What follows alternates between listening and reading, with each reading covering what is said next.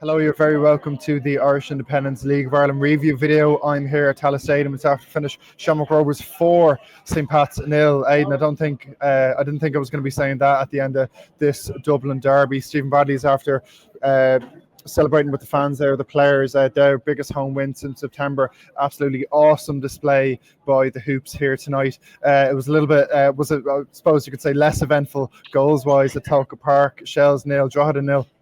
Yeah, very dry pitch, very dry night, no goals, not a lot of chances really. I suppose one of the talking points was Shelbourne. Conor Kearns has been such a huge part of the Shelbourne success story. He got injured early on, had to go off after about half an hour. Excuse me, there wasn't really an awful lot of chances. Huge frustration here for Shelbourne. Weren't really booze, wasn't really that kind of night. But I mean, that's, I think, 4 games in 5 now where Shells haven't scored. They weren't really peppering Luke Dennison with chances. They just didn't create much. And as the game wore on, Thomas Alua and Darren Markey, subs for Drogheda, were very impressive. If this had gone to extra time, I think Drogheda were more likely to win it. So I'll see Drogheda will see it as a decent point. But for Shelbourne, very, very frustrating night. Drogheda in 4th, Shelbourne in 6th. Shelbourne now 7, 8, 9 points off the top after this evening. But Aidan, goals were few and far between in Drumcondra, but that wasn't the case here in Tallaght at all. Absolutely awesome display by Shamrock Rovers. A really enjoyable Dublin derby. First half an hour, really intense stuff. Chances for both sides. 4 changes each for both sides coming into this with the 3 games in 7 days, busy period. But it was an absolute howler from Joseph Anang. I looked up and I said, "Oh my God, what is he doing out there?" Great ball by Graham Burke to put Michael Noonan in down the right wing, and under no pressure at all, the defender would have shepherded him out, put it out for a throw-in. Absolutely no man's land. Great cleverness, composure by Noonan to turn back inside, roll it into an empty net. The second time in 4 days, he's capitalised on it. Second time in a week, yeah. He's done it. Yeah. 16. We have to remember he's still only 16, so he's doing it on the big stage. No nerves there from Noonan.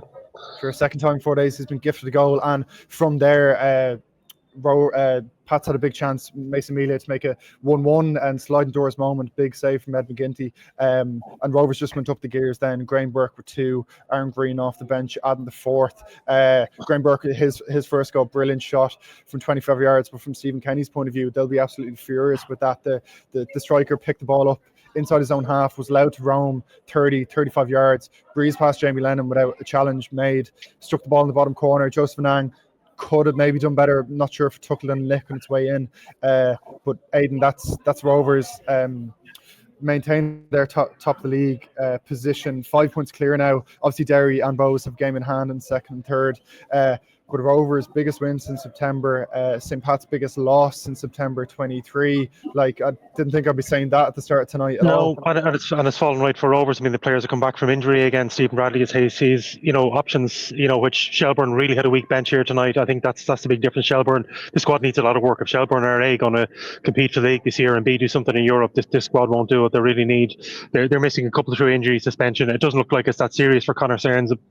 It was a muscle injury more than a serious one. He was able to walk off. But you look at Shamrock Rovers, the players they've come on back, the young players, Corey O'Sullivan, John O'Sullivan, Ojivanuna, delivering Noonan at 16, and still Mandrew, McAneff and all those players to come in. So if you're a Shamrock Rovers fan, the team put the fans through the ringer a couple of times this season, but particularly with the derby defeats. But certainly Tallaght is an awful lot happier than Tolka Park here at the moment. The atmosphere wasn't great from the start. The place was empty within 5 minutes of the final whistle, and a lot of work Damien Duff is doing his media now, but a lot of work. Shelbourne have the bottom 2 to come the next few weeks on current form. I wouldn't bet the house on Shelbourne getting those wins. They need to find a spark, because just that confidence, the confidence you saw there in Noonan tonight, that isn't there with Odebeko or Wood or any of the attacking Shelbourne players. Shelbourne do need a bit of a reset.